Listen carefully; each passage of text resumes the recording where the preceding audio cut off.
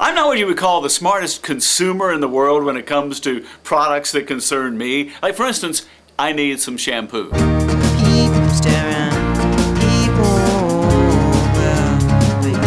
don't care. The lady that cuts my hair, and that's kind of odd because, you know, I really am losing hair at the point that just basically, I'm going to walk in, sit in the chair, she's going to tell a joke, I'll pay her 20 bucks and leave. Do you know how many makes of shampoo there are? Billions and billions of types of shampoo for all different types of hair, for no hair, for people that have Care Bear hair. The other interesting thing when you start losing your hair are the brushes that you get. You start off with a regular brush, like lots of bristles, lots of hair, you know, yeah, I could break a couple of these in a day. I'm just saying that for me, you'll never see me in a toupee. So I settled on this, Suave, because it has the name Suave, which means it's cheap, and it has men, which means it probably was made for my gender. What brought this to mind was I was in a shop with a friend the other day, and a friend of his walked in, and it was obvious the guy had a piece of lettuce on his head. If you have one of these thick heads of hair, and it's like your pride and joy, you will be humbled. You can always kind of tell by the part, you can kind of see the weave in that.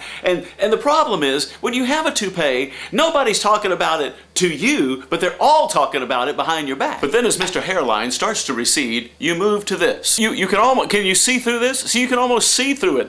There's nothing, it's like, they could just put one bristle on it and it'd do the same thing. Yeah, you'll get into your 20s and into your late 20s and you'll start seeing some hair in the sink and you go, ugh. One of the big reasons I'll never have a toupee, you'll never go swimming again. The kicker is when your girlfriend says, "Oh, is that a bald spot?" I used to go swimming at this pool and there was this insurance salesman that had a toupee and his head never went below the water. Everybody knew he had a toupee, they just weren't saying it to him. There's probably never been an apparatus more useless to somebody losing their hair than this, but I object. It's like God's ultimate practical joke because you can't see the back of your head by yourself regardless of how hard you try. So even if you are going bald, you don't know it, but everybody else in the whole freaking world does. Look, you're talking to a guy that grew up in the 70s. Hair was everything. In the 60s when the Beatles first came over, and then from then on, it was all about the head of hair. Here I am with full head of hair interviewing Radar from MASH. Speaking of Radar, one of the great things about losing your hair is you're the first person to know that it's raining. I don't know if, oh, fell to drop, incoming. Full head of hair here with Mark Spitz. Here I am with my niece and nephew in my 20s. Oh my God, look at that full head of hair. There are so many more uses for the blow dryer than just merely hair. Let's say you're working on a project in the shop that maybe requires something dry quickly. When used properly and safely, it can also be used to make proper tea. But the perfect use for the blow dryer is this. Let's say you happen to spill some water on yourself.